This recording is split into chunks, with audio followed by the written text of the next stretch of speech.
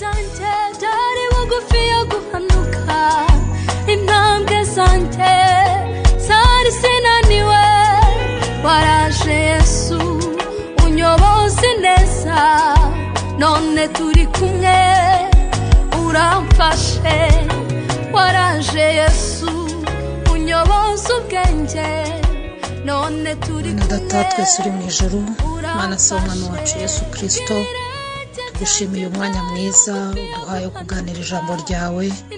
Turasenze kugira ngo rigire umumaro mu mitima yacu, rihembure ubugingo bwacu mwami Yesu, tubone kugirirwa neza nawe.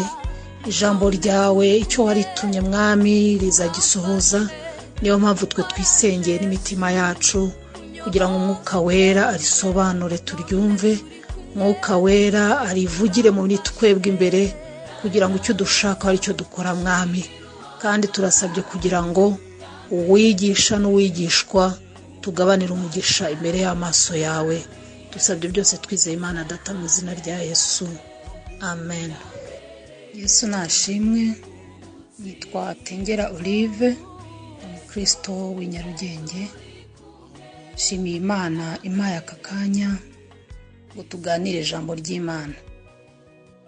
Ijambo ry'Imana tugiye kuganira turarisoma muri Zaburi ya 73, turasoma umurongo wa 27 n'uwa 28.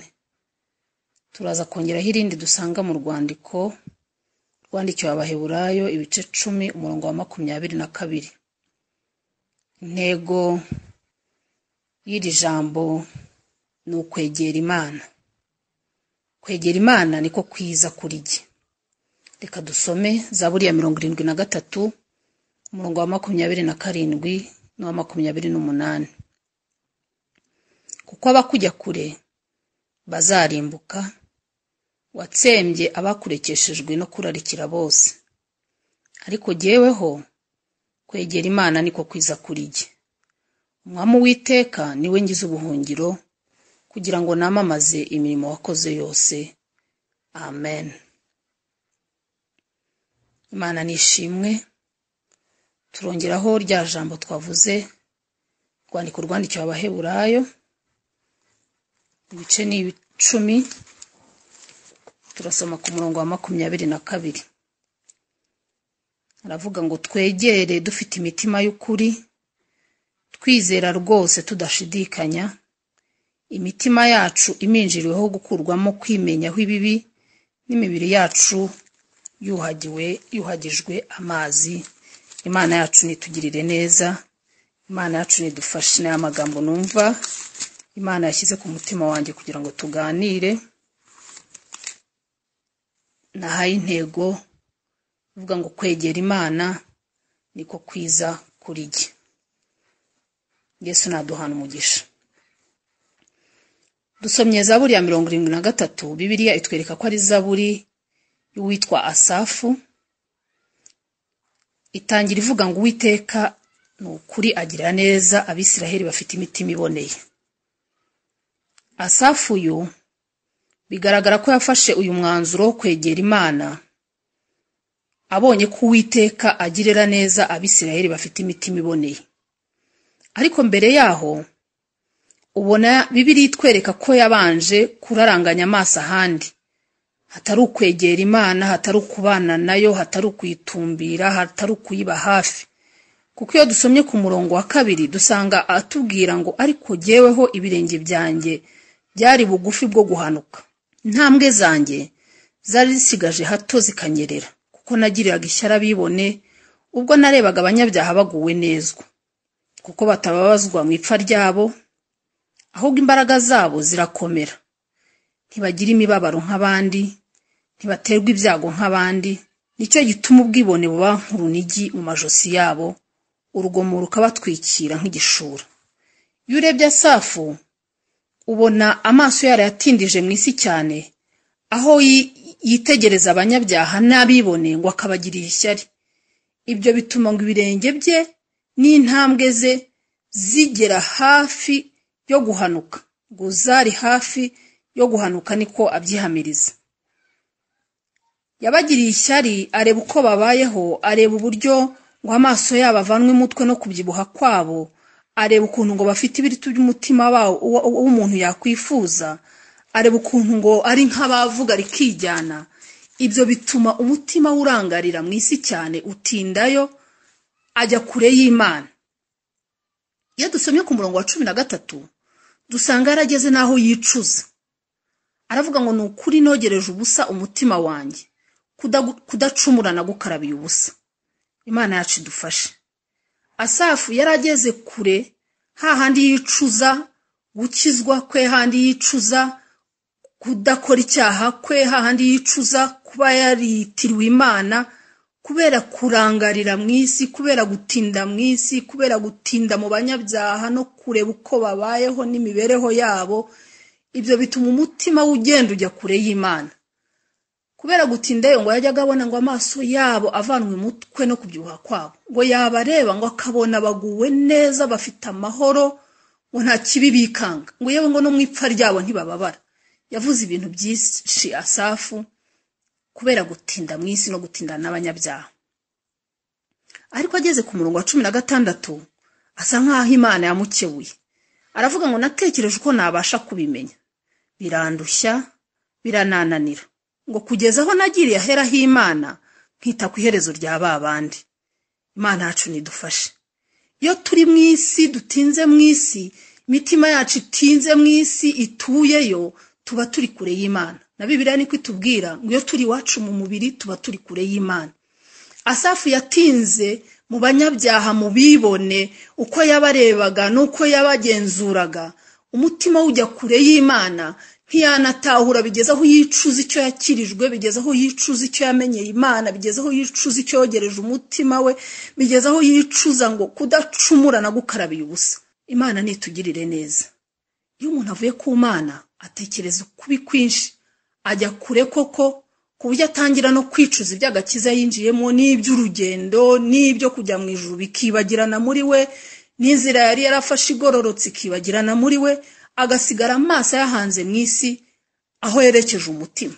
Ariko Asafu aravuga ngo nagerageje kubitahura, ngerageza kubimenya, birananira. Ngo ariko ageze ahera h'Imana. Yesu nashimwe. Murongo wa 17 ngo kugeza aho nagiriye ahera h'Imana nkita ku iherezo rya babandi. Iyo umuntu atari hafi y'Imana, iyo umuntu ategereye Imana, ntamenye yava, ntamenya niyajya. Aba ameze nk'umuraba uhuhwa mu nyanja, ukubita amazi hirya uyakubita hino.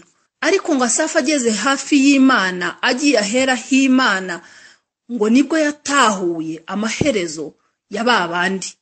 Yitaga abanyamahirwe, yitaga abaguwe neza, yitaga babandi badapfa mu ibabara ryabo.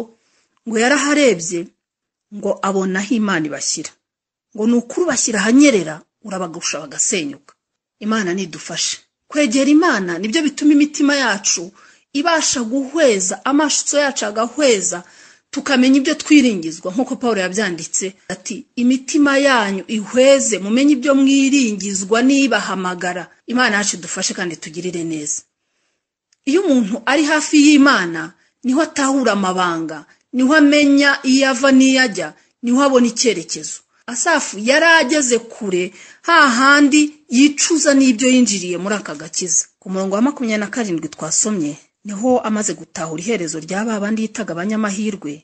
Yavuze ngo kuko abakujya kure bazarimbuka, watsembye abakurekeshejwe no kurarikira bose. Bene data, kujya kure y'Imana no kurimbuka, kuko nta kindi cyiringiro, nta bindi byiringiro umuntu aba agifite iyo ari kure y'Imana. Nta yandi mahoro, nubwo umuntu yayihangika, ukihangika amahoro, ukihangika umunezero, ari kuri kure y'Imana nta wundi mutekano uba ufite. Niyo mpamvu yavuze ngo bajya kure y'Imana bazarimbuka rwose, watsembye abakurekeshejwe no kurarikira bose. Asafu yararikiye ibyo abibone bafite, yarabarebaga akabona baguwe neza, akumva arabyifuje, kuko yabitangiye avuga ngo nagiriraga ishyara bibone, nkabona baguwe neza. Iryo shyari ryamuteye ko umutima uva ku Mana urarikira ibyo byari mu isi n'ibyo yarebaga mu banyamahanga n'abapagani, bituma umutima we ujya kure, ngo n'ibirenge bye byenda guhanuka bigana muri rwa rwobo. Imana yacu nidufashe. Ariko Imana ishimwe ko ageze ahera h'Imana yatahuye ibanga, kandi ageze ahera h'Imana niho yabashije kumenya iherezo ry'abo ngabo batubaha Imana, iherezo ry'abagiye kure y'Imana, iherezo ry'abarekeshejwe Imana no kurarikira bose. Ku murongo wa 28 niho yavuze atari ko jyeweho kwegera Imana niko kwiza kuri jye. Imana yacu nidufashe, Imana yacu nitugirire neza. Ngo Umwami Uwiteka niwe ngize ubuhingiro bwanjye kugira ngo namamaze imirimo yakoze yose. Imana yacu idufashe kandi Imana yacu tugirire neza. Amagambo twasomye mu Baheburayo ibice 10 umurongo wa 22 hatwereka uburyo kwegera Imana hari ibisabwa. Kwegera Imana bifite condition. Icyambere hatubwiye ngo twegera Imana dufite imitima y'ukuri. Kwegera Imana bisaba ko tuba dufite umutima w'ukuri, umutima utaryarya, umutima utiyoberanya, umutima utishushanya. Kuko Bibiliya tubwira mu rwandiko rwa Yakobo igice cya 1 umurongo wa 8, Imana igaragaza ko abantu b'imitima ibiri ari ntacyo bazahabwa nayo. Imana yacu dufashe kandi tugirire neza. Indi condition ya kabiri cyangwa ikindi gisabwa cya kabiri ni ukugira umutima wizera. Kuko yaravuza abandikira ngo twegere dufite imitima y'ukuri, twizera rwose tudashidikanya. Bene data, Bibiliya tugaragariza ko umuntu ufite umutima ushidikanya ameze nk'umuraba uri mu nyanja, ameze nk'udafite icyerekezo, atwarwa hakurya no hakuno n'imiyaga y'uburyo butari bumwe. Ariko iki gisabwa cya kabiri kugira ngo twegere Imana, Imana idushoboze kugira ngo dutunge umutima wizera. Kuko nta muntu ukwiye kuvuga ko yegera Imana kandi adafite umutima wizera. Bibiliya iratubwira mu Baheburayo igice cya 11 umurongo wa 6 ngo kuko uwizera Imana akwiriye kumenya kwiriho ikagororera abayishaka. Umuntu uvuga ko yegera Imana akwiye kubanza kwizera ko iyo Mana iriho. Hari ibyo twita kwegera Imana ariko atari ukwegera Imana, kuko hapanzwe amasengesho, kuko hapanzwe gahunda za groupe runaka, ibintu binyuranye, kuko nta yindi terme twakoresha, nta yindi nyito twavuga tugiye kwegera Imana. Ariko wajya kureba ugasanga wowe ubwawe urabizi kutegereye Imana, kuko umutima wawe nubwo uraho muri iyo groupe muri gusenga, nubwo uraho ngaho mu itsinda runaka, ariko umutima wawe uri kure y'Imana. Wowe urabyumva kandi wowe urabimenya nyir'ubwite. Ariko Bibiliya tubwiye ngo twegere Imana dufite imitima y'ukuri, imitima itayiryarya kandi ifite kwizera, idashidikanya Imana. Kuko umuntu wegera Imana akwiye kumenya kwiriho ikagororera abayishaka. Imana yacu dufashe kandi tugire neza. Uko kwizera Bibiliya igenda kuvuga mu ngingo zitandukanye. Ariko niyo turebye muri iki gice cya 10 ku murongo wa 38 dusanga Bibiliya yaratubwiye ngo umukiranutsi we azabeshwaho no kwizera. Ngo ariko nasubira inyuma umutima w'Uwiteka ntuzamwishimira. Imana yacu dufashe kandi tugire neza. Uku kwizera gutuma umuntu abaho, uku kwizera kubeshaho, uku kwizera Imana ireba ikabona umuntu ayifitiye icyizere, ayigize ubuhungiro, ayigize ubwugamo, ayigize igihome, niyo yiringiye yonyine. Uko niko kwizera Imana ishaka ko tuyisangana, tuyegerana. Twavuga ngo twegere Imana tukaba dufite uko kwizera. Uyu mwanditsi abivuga we yaravuze ngo twebweho ntidufite gusubira inyuma ngo turimbuke, ahubwo ngo dufite kwizera kugira ngo tuzakize ubugingo bwacu. Imana yacu dufashe kandi tugire neza. Kwizera gukiza ubugingo. Uko kwizera niko gukwiye kuzura imitima yacu mbere yuko twegera Imana.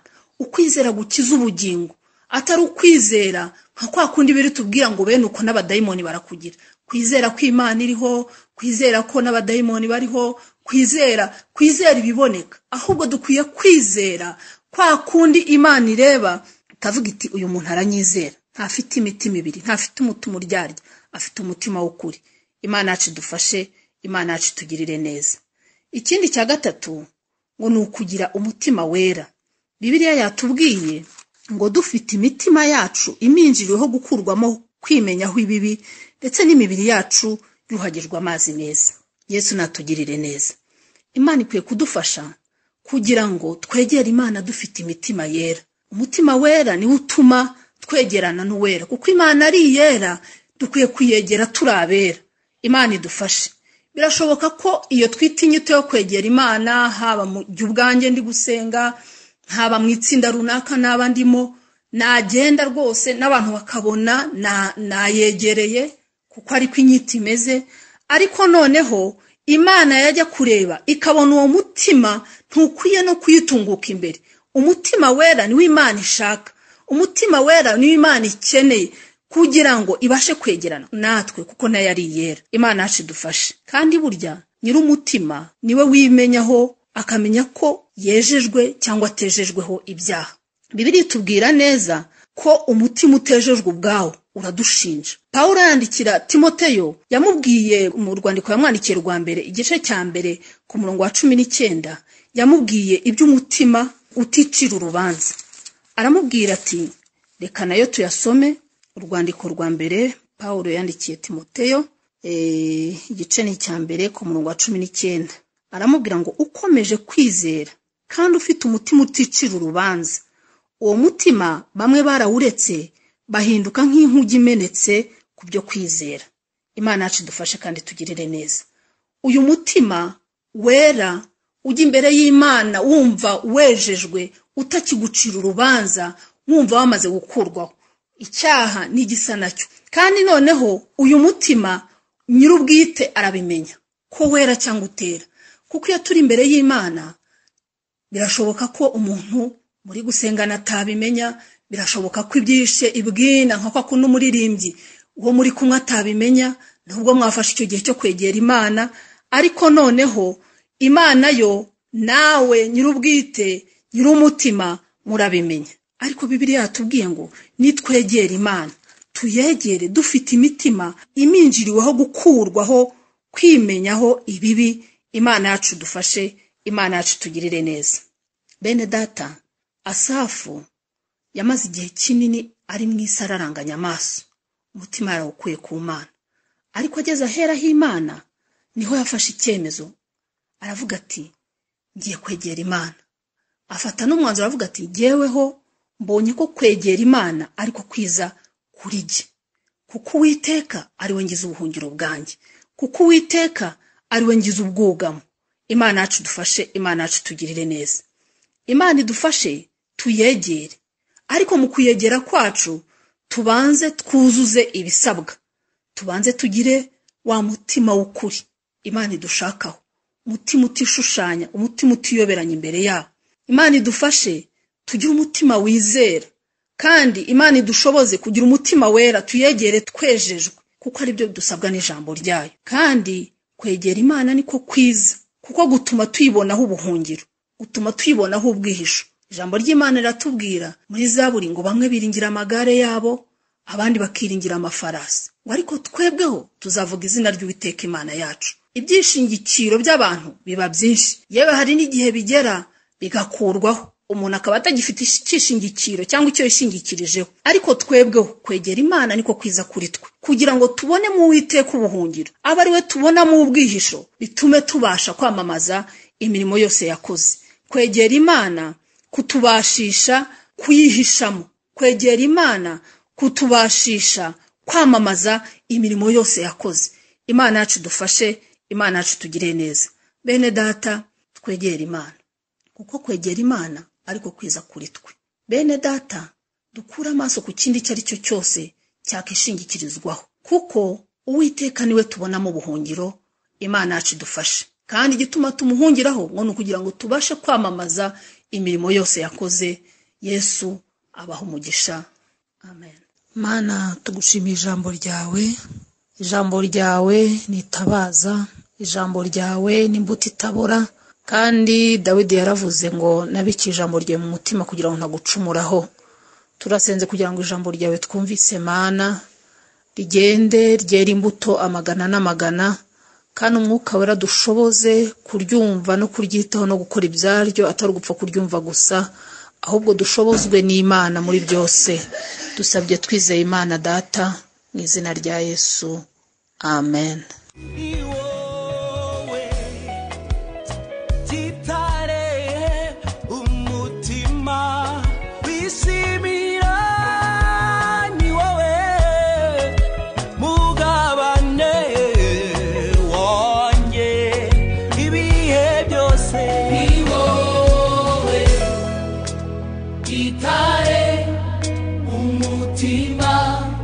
Wishimira ni wowe